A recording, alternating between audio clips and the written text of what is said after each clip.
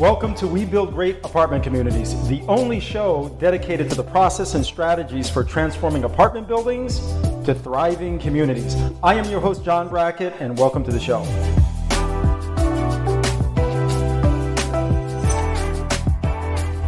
All right, folks, welcome to another great episode of We Build Great Apartment Communities, the only place where you come to learn how to take apartment buildings and turn them into amazing communities. And for that reason, I have another great guest.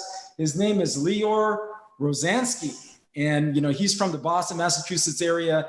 He has a niche. And so I thought it'd be great to get him on because Boston, is a Boston, Mass, high density market, right? Price a little higher, rents are higher there.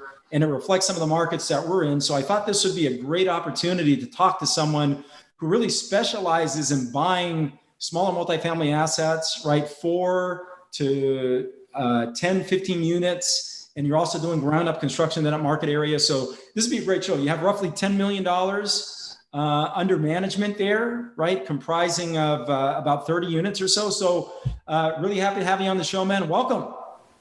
Oh, thanks for having me. I'm excited to be on here. Awesome, buddy. Awesome. So, hey, I am your host, John Brackett. I would like to welcome our audience back. So let's get this started. Let's start off with you telling us your story, Lior, and how you got into multifamily, especially in the Boston, Massachusetts area.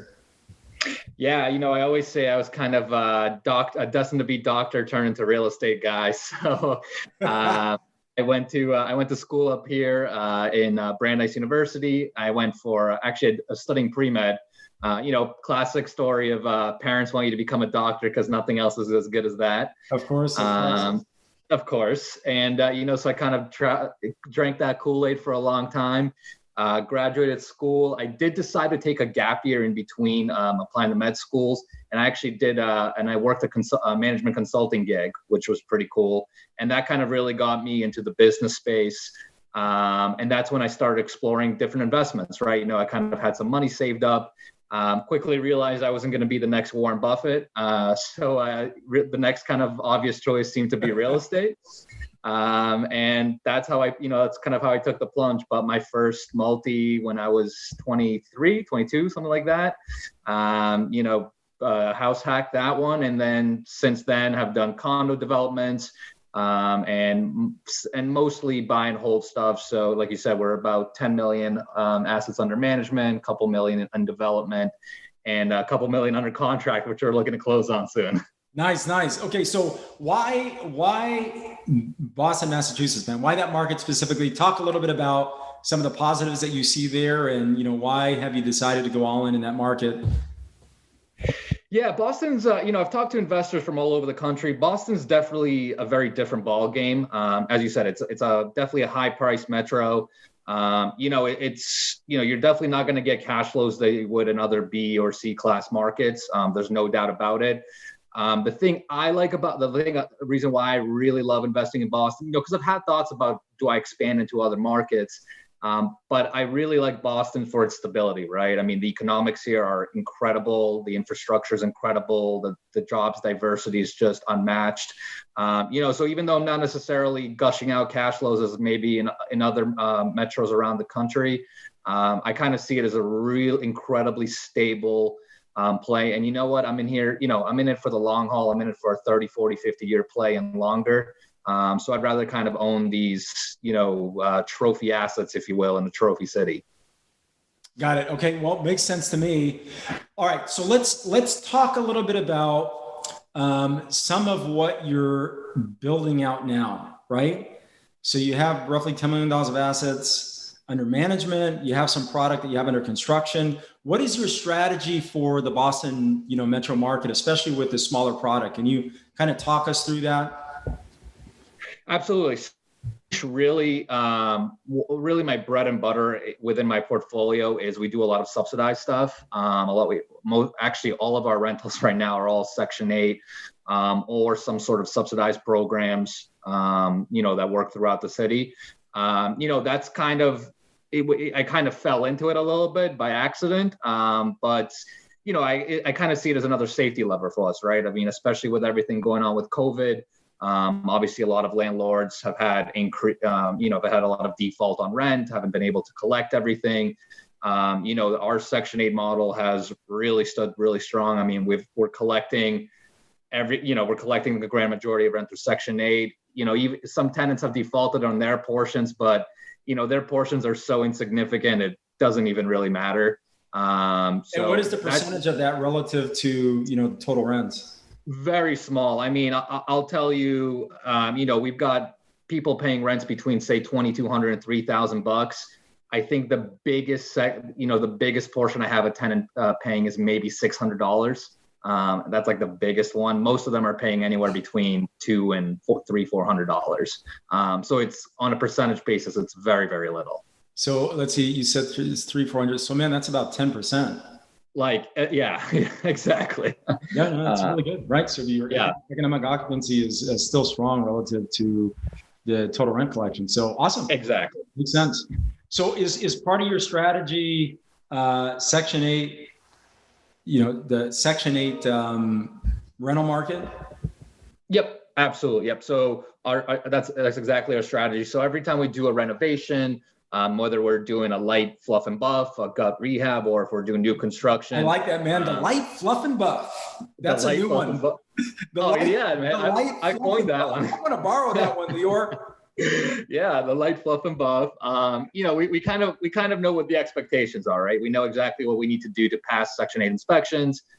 We know we don't need to necessarily go in, bring quartz countertops, high-end appliances, high-end cabinets, all that stuff. We kind of know exactly what we need to provide in order to be competitive within that market. Still provide a good product. It's not like we're providing crap. We're still providing really good product, but we just, we know exactly what we need to do to kind of serve the tenant base that we have. Awesome, man. Awesome. Now, what's really interesting, right? And I know one of the great things about this business is the markets, they vary, right? The product is the same, but the strategy changes because the markets, they vary.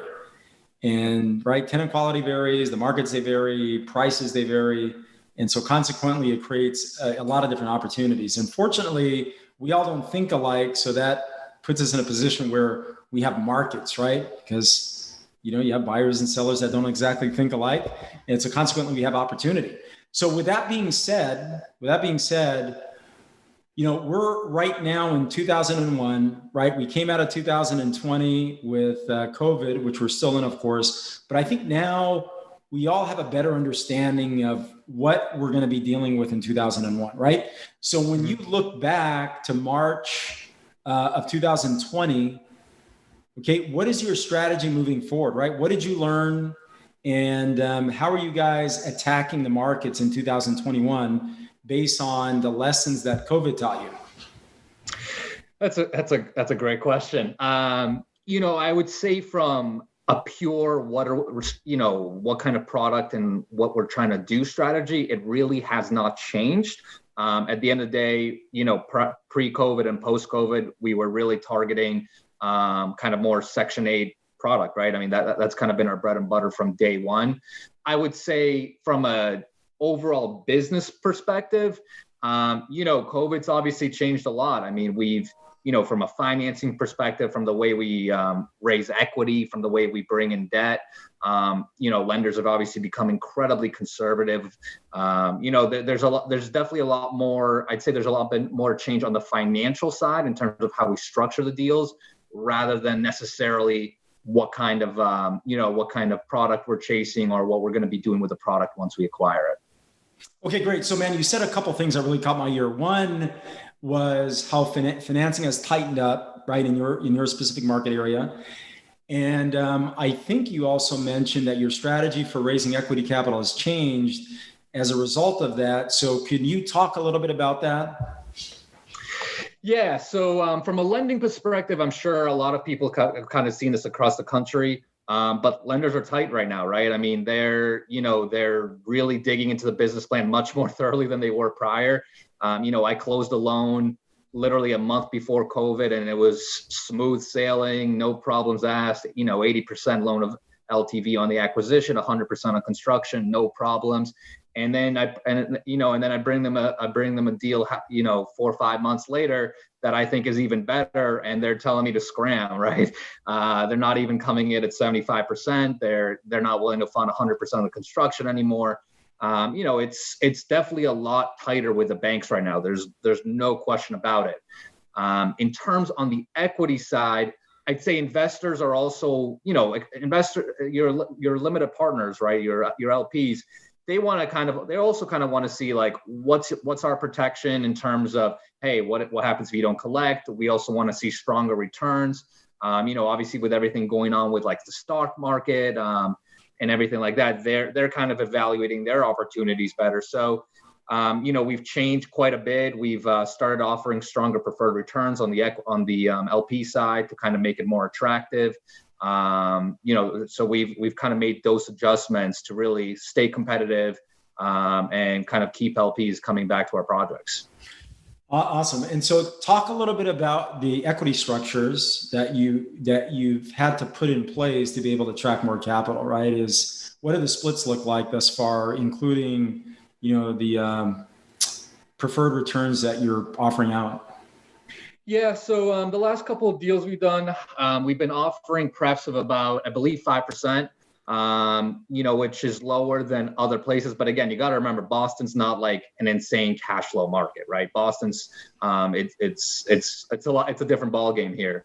The biggest metric that we typically try to hit is on IRR.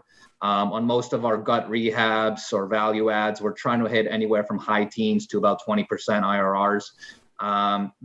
As I said, with COVID and everything, we did notice we're going to have to try and offer better cash on cash returns while the investors are still in the deal. Hence why we've offered the prefs. So in terms of total cash on cash, I think investors are hitting somewhere between 6 to 8% with us today. Not necessarily the sexiest numbers in the world. I'm sure if you go to B class markets, you can certainly get better, 10, 11, 12%. But I think, because because we are getting typically pretty distressed property, we are typically doing a lot of work and adding a lot of value to it. We are hitting pretty significant upsides on the equity side. Okay, cool. And so your hold period looks like what? What is the hold period? Because it sounds like these are shorter term holds. Yeah, so every time I raise money, I always tell investors, look, I want at least 3 years, right? That's kind of our base. Our strategy is, if I can hold on to everything and not sell, I will do that, right? Now, typically, most of our deals that we have enough meat on them where we can go refi cash investors out and be able to hold on to the buildings. We actually do keep investors in their position, though, even if we refinance them out, which is kind of nice for them. So if they can get their capital back in, say, 2 to 3 years, and then still continue to get cash flows even after we return the initial capital. So that's kind of the model that we've been approaching with. Awesome. And so your cash yield leverage, relative to the product type that you're buying and renovating, what does that look like? I think you mentioned that, but I didn't get that. You mean like cash on cash returns? Right. Yeah. So the yield on a yearly basis is somewhere between 6 to 8%. Got it. Yeah. Okay, great. So I think you said 18 to 20% IRR. I mean, that's roughly, a little bit less than half of that. That's not bad. I mean, without understanding the product and the risk associated with that. So awesome, man. I really appreciate the explanation. I think that gives our audience a pretty good understanding of what your strategy is. So what did you learn from COVID, man? I mean, what did you learn, or what have you learned from COVID thus far, right? Because this has been a very interesting ride for a lot of people. Some have been able to convert this into opportunity, and others are still trying to figure out how to do that. So what have you learned? Yeah, multiple things. I mean, I think the biggest thing we've kind of been implementing in our business too is really getting a little bit more systematic about it. So we did launch, I've got a business partner that I work with. We did launch kind of like an in-house property management company. The issue for us was we could all, we've been thinking for a while, do we hire a third-party management company. But again, because we have a very specific product class and very specific tenant base, we were always a little worried about that because it's not kind of like your average Joe tenant. So we were able to launch our own internal PM, which has been great. And we've kind of just been getting a lot more systematic about how we approach both the equity and debt side, right? I mean, we've been able, we use COVID to connect with some great brokers or debt brokers around, kind of make that process a lot more systematic rather than running around to our own couple of commercial banks. On the equity side, same thing, right? I mean, getting really specific about what we're trying to offer, what we're trying to achieve, how we're going to market all of our deals, rather than kind of just going fly off the wall. And then in terms of beyond that, I mean, I think that the other thing that COVID really showed us too is, I don't know how it is across other parts of the country, but we have started to notice that, sellers are starting to kind of come out a little bit of the woodworks, right? I mean, it was incredibly tight pre-COVID. For sure. And now a lot of these owners, especially in Boston, right? I mean, a lot of these big multifamily buildings have been owned in families for, generations, right? Right. And I think a lot of these guys are finally starting to realize, like, hey, maybe it's time for me to take some chips off the table and potentially look at selling. So, we've been certainly busier than ever, looking at more opportunities. I mean, my phone's been ringing off the hook. But why do you think that is though, right? Because what you said is kind of counterintuitive, right? If you have assets that have been in a family for many, many years, and then now you're getting phone calls from owners of long-term hold assets, right? Usually there's no debt on the property. You start talking about them wanting to take some chips off the table. But is it really the fact that, hey, they want to start creating some liquidity, maybe to purchase other assets, or is the issue that they're just getting exhausted with dealing with the collection, obstacles that COVID has created?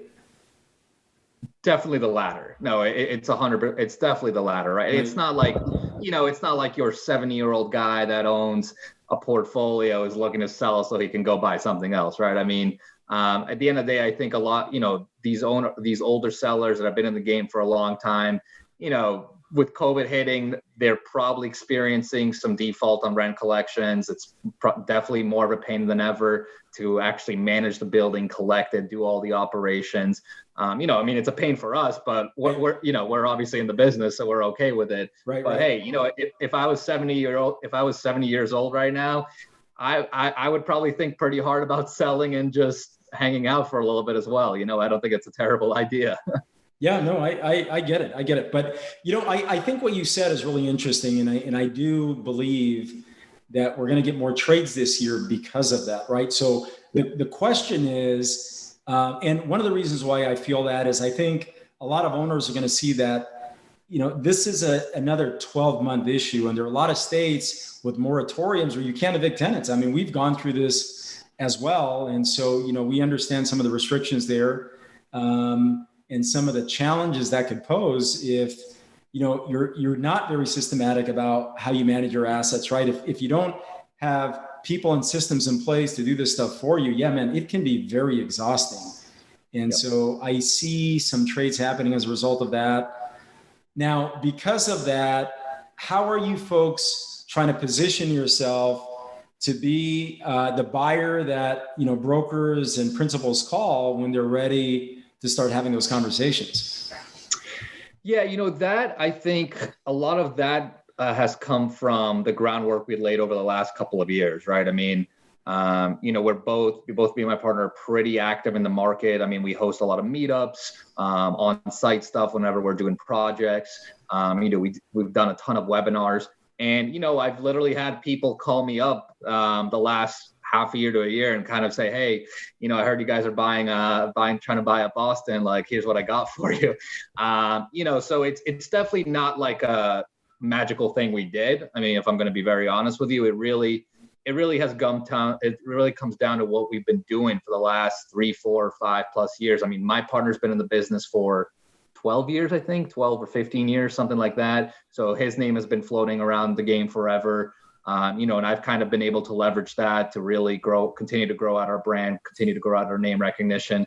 And that's why we have brokers that, they see our name, they see what we're buying. And, that's why all of a sudden now we're getting more calls than ever. They know that we don't mess around. We'll give them the number that we think we're going to pay. And, we've never defaulted on a close before. So, I think it's a lot of foundational stuff. Sure. Okay. Well, that's a really good response. All right. So let's pivot a little bit, right? We talked a little bit about the acquisition side of your business, the financing side, equity, debt, some of the obstacles that you've run into, and then also how you've been able to convert that to opportunity.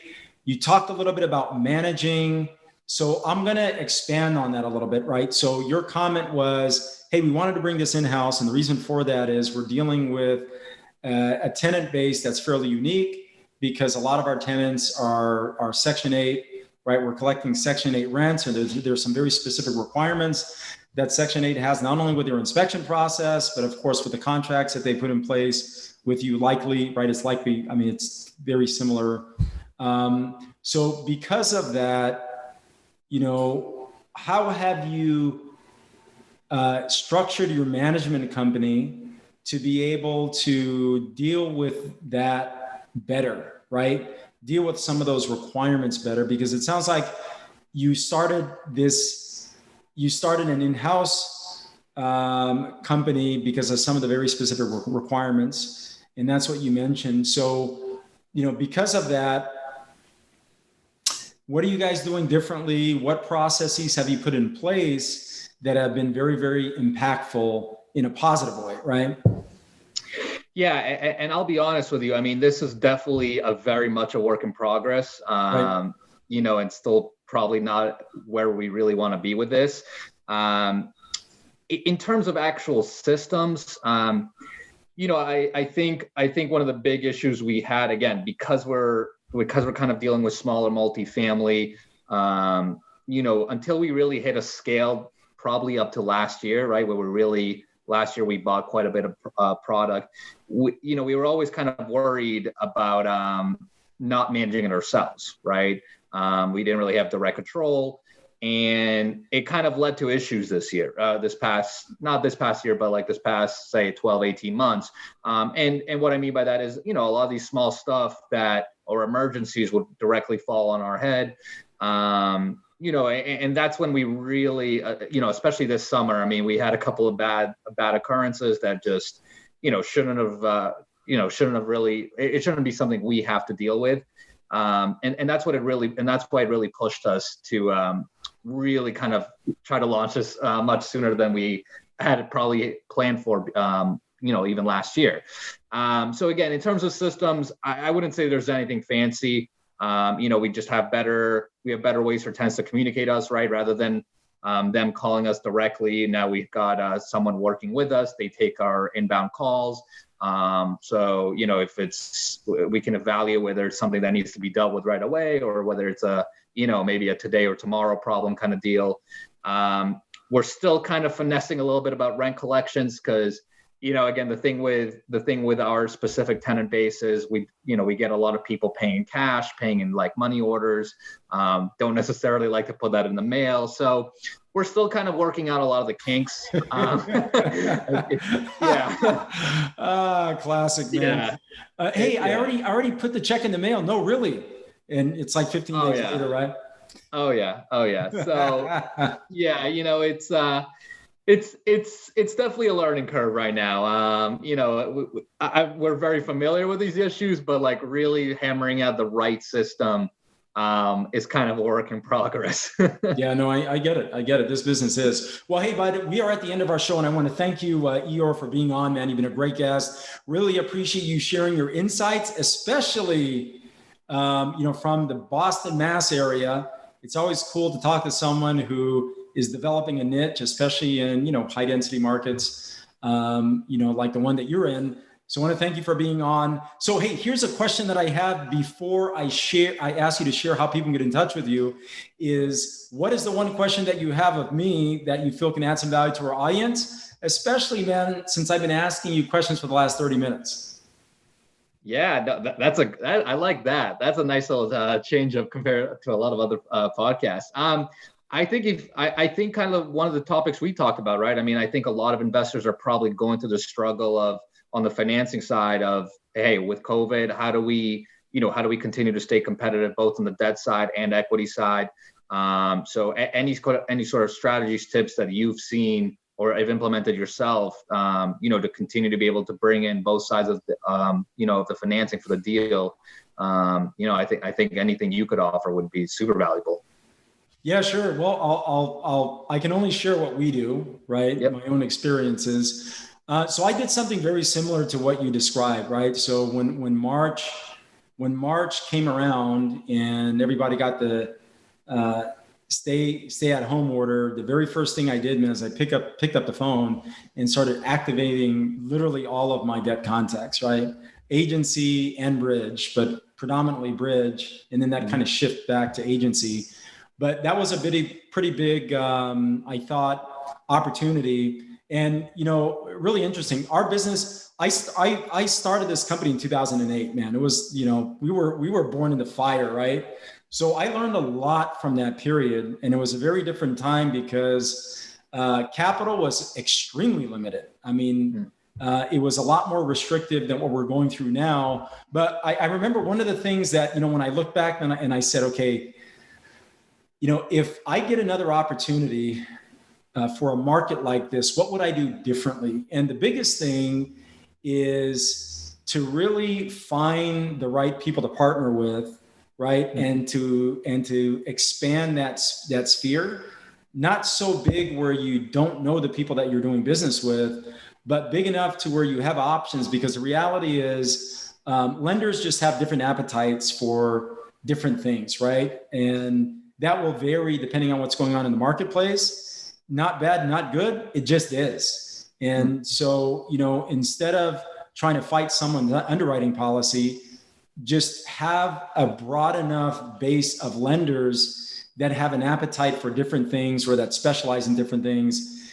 And that has served us, fairly well over the years. On the equity side, to your point, I think there are really two ways to attract capital, right? Either your deals have to be perceived as less risky, right? And usually your cost of capital goes down, or you offer out more to be able to attract, quicker money. Usually that money is going to be a little bit more sophisticated, but in many cases easier to work with.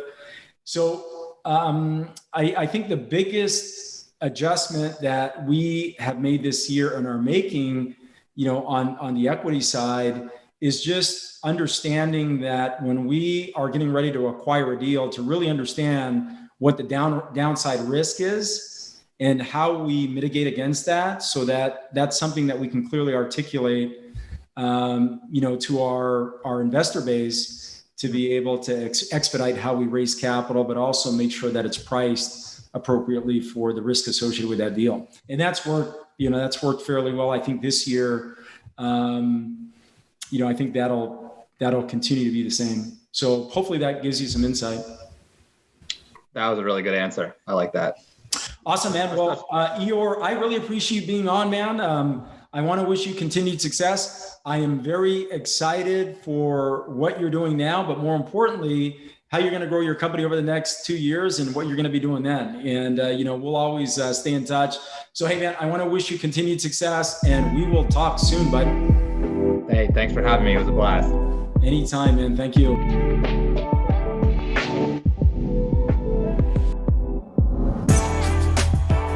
Clarity of purpose creates our greatest competitive advantage. When we transform apartment buildings to thriving communities, we improve how people live and create assets with high profit margins. Don't forget to subscribe, like, and share this up with a friend. I'm John Brackett, bringing you things you can implement right away.